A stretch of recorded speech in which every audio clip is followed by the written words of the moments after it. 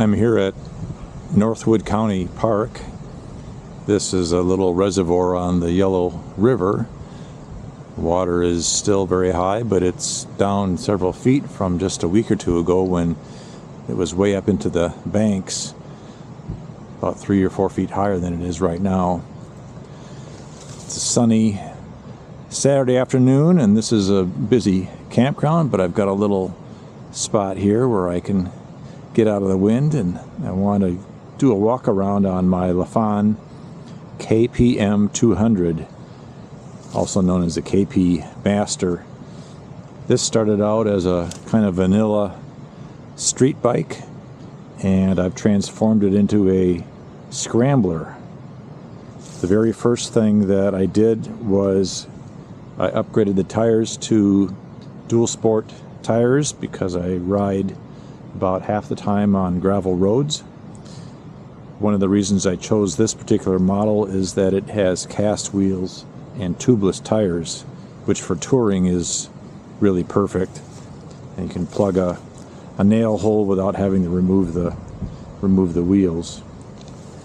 The next thing that I did was replace the foot pegs. It came with some really small pegs and very uncomfortable, so I upgraded to some more of a dual sport motocross style peg. And then I added hand guards, and these are the Oxford heated grips.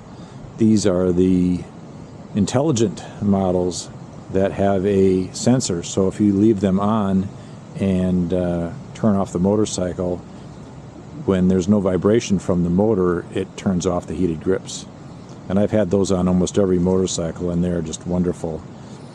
I've got a cramp buster on the throttle, and then you can see that I replaced the stock mirrors with the dual sport double take mirrors, so I can fold those in. I don't really take this on aggressive off-roads, but I do like to be able to fold those in and get them out of the way.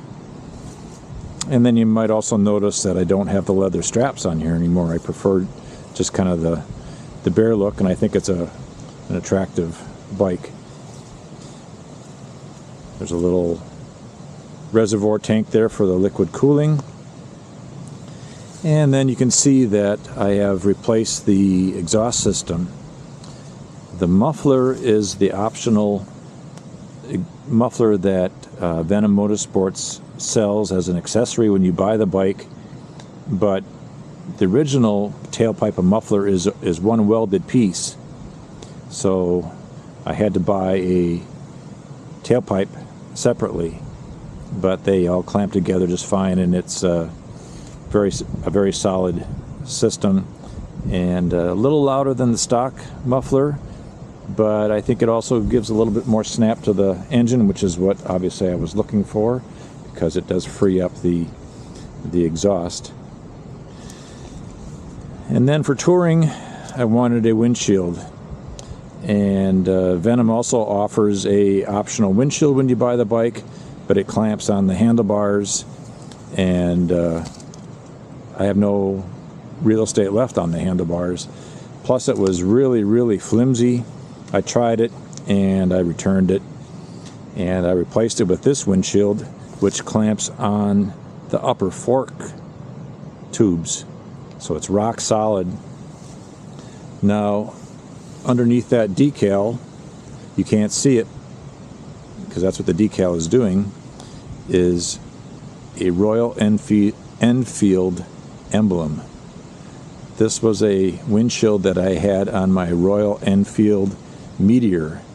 So if you're looking for a similar windshield, most of these are pretty universal fit, but I don't like those that clamp on the handlebars. It just is a vibrating nuisance. So that windshield right there would work on virtually any dual sport or street bike. The next thing that I added was a rear rack, and I have it covered up by my tool bag here. That rack was not available from any supplier that I could find in the US, so I ended up ordering it from China, and the shipping was like $150 or something ridiculous for a rack, but the shipping was the same if I ordered 3 racks. So I did. I ordered 3 racks, put one on this bike, listed the other 2 on the KPM200 owners group, and 2 lucky guys got them for a huge discount. And then down below is the center stand. This bike has the mounts already there, just little tabs, loops for the center stand. But there again, none of the dealers actually had it in stock. So I ordered that from AliExpress, which also was shipped directly from China. And that came in about, I think less than 2 weeks. And it just bolts on real fast. And it's wonderful. I use that almost all the time, especially, when I'm parked for loading and unloading. I've had lots of different panniers over the years for the different bikes that I've owned. This being a little bit smaller bike, the ones that I had just didn't fit very well. I tried another set that had straps that went down to the passenger pegs, but they just didn't tighten up enough.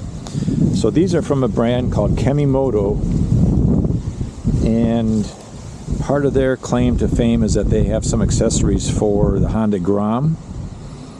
So these are actually designed basically for a Gram, and you can see they're well above the muffler. Every other one that I tried was too close to the muffler. And they're small, but the zipper on the side here expands out about 2 inches. And I don't want anything heavy on there anyway, so they are just perfect. There's a little pocket in the front here for miscellaneous water bottle or something. I'll probably reroute those straps underneath the seat pad. This is actually a seat pad that's designed for a ATV, but I shortened it and put it on this bike. And I also have a large tail bag that, this is just a tool bag here, but I've got a large tail bag that fits on here, a 30-liter tail bag that you've probably seen in other photos. And between that tail bag and these side panniers, that's all the space I need for a week or longer tour. If you're taking more than that, you're taking too much stuff. So that gives you a good walk around of the bike. This is the accumulation of about 4 or 5 months of dabbling and experimenting and putting different things on, the hand guards and the heated grips and the mirrors.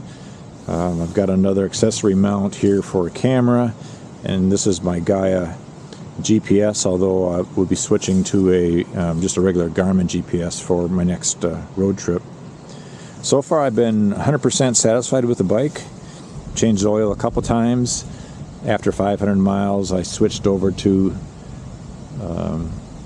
the T6 synthetic, and I expect the mileage to go up. So far I've been averaging around 75 to 80 miles per gallon, so I can't complain about that. If it goes up any more, I'll be very, very satisfied.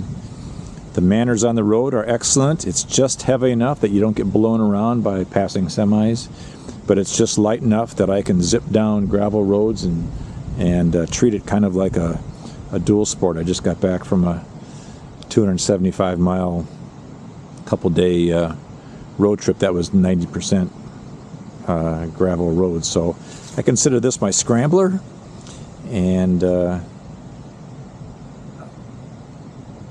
too many bikes are marketed as Scramblers today that are 500, 750, 1,000, 1,200 cc's, and that is the opposite of what a Scrambler is. A Scrambler is a light, flickable motorcycle, and this would be just perfect in my estimation for the person that wants to do light touring and commuting and some overnight camping, or as I am preparing now for my next ride, it'll be about a week tour, and I'll send you some more photos.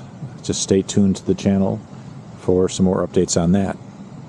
KPM200 by Lifan. Oh, one other thing I didn't mention, this bike is LED lights all the way around, the other plus.